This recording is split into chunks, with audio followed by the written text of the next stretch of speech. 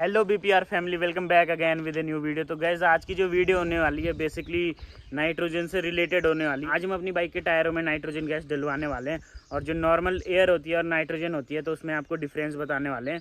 क्या क्या एडवांटेज होता है नाइट्रोजन गैस को भरा के, वो भी हम आपको बताएंगे।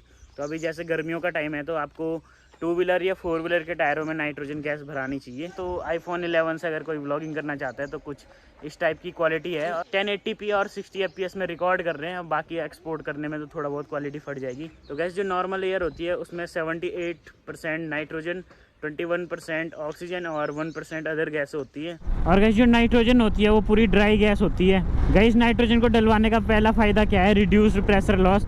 तो जो नॉर्मल एयर होती है उसमें 21% ऑक्सीजन होती है और ऑक्सीजन के मॉलिक्यूल्स क्या होते हैं, बहुत ही छोटे छोटे होते हैं। तो जब एटमॉस्फेयर की गर्मी होती है या जो ये ऐसे रोड सरफेस की गर्मी होती है तो इसके टच में जब टायर आता है तो वो ऑक्सीजन के मॉलिक्यूल्स हमारे टायर से आसानी से लीकेज हो जाते हैं। वहीं पे क्या होता है, जो नाइट्रोजन के मॉलिक्यूल्स होते हैं वो काफ़ी बड़े होते हैं, तो वो इतनी आसानी से एटमॉस्फेयर या सरफेस की गर्मी से इतनी आसानी से टायर से लीक नहीं होती। नाइट्रोजन को डलवाने का दूसरा फायदा है एक्सपेंशन एंड ब्रस्टिंग। तो गर्मियों में आपने देखा होगा बहुत सारे ट्रक, कार या 2 व्हीलर्स के टायर फटना नॉर्मली है। और वो क्यों फटते हैं, मतलब उसमें जो अगर नॉर्मल एयर रहती है तो उसमें ऑक्सीजन और अदर जो गैसेस हैं तो वो आसानी से एक्सपेंशन हो जाता है उनका, तो इसलिए वो टायर वगैरह फट जाते हैं। वहीं अगर आप अपनी बाइक में नाइट्रोजन डलवाते हो तो नाइट्रोजन से क्या होता है, नाइट्रोजन पूरी ड्राई गैस है तो उसका एक्सपेंशन इतनी आसानी से नहीं होता है, इसलिए नाइट्रोजन अगर आपके टायर में डली है तो गर्मियों में आपके टायर नहीं फटेगा।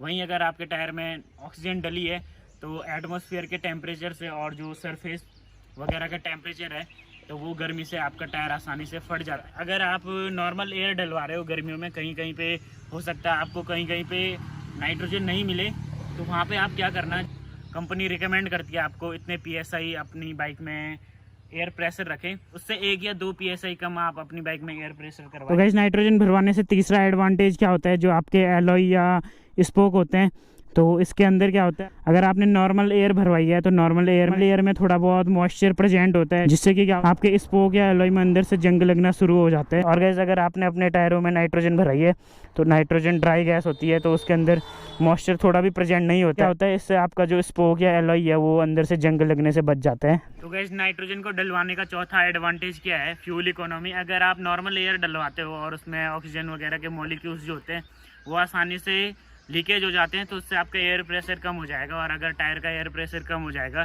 तो गाड़ी की पावर वगैरह थोड़ा कम हो जाएगी और आपका जो माइलेज है वो घट जाएगा। तो अगर आपके बाइक में नाइट्रोजन डली है तो नाइट्रोजन के जो मॉलिक्यूल्स होते हैं थोड़ा बड़े होते हैं तो वो इतनी आसानी से लीकेज नहीं होंगे, और आपके टायर का एयर प्रेशर, आप कहीं भी चले जाओ गर्म सरफेस में तो जो मॉलिक्यूल्स हैं वो लीकेज नहीं होंगे और टायर का एयर प्रेशर कम नहीं होगा, तो उस वजह से आपकी जो बाइक या 2 व्हीलर या 4 व्हीलर है उसका माइलेज नहीं घटेगा। और गाइस अगर आपको ये वीडियो इन्फॉर्मेटिव लगी हो, आपको ये वीडियो पसंद आई हो तो वीडियो को लाइक, कमेंट और शेयर करें, और जितने भी बंदे भाई चैनल पे नए हैं चैनल को सब्सक्राइब कर दें, इस बेल आइकन को भी ऑन कर दें और ऑल पे कर देना भाई। मिलते हैं आपको ऐसी ही नेक्स्ट इन्फॉर्मेटिव वीडियो में, तब तक के लिए टाटा बाय बाय।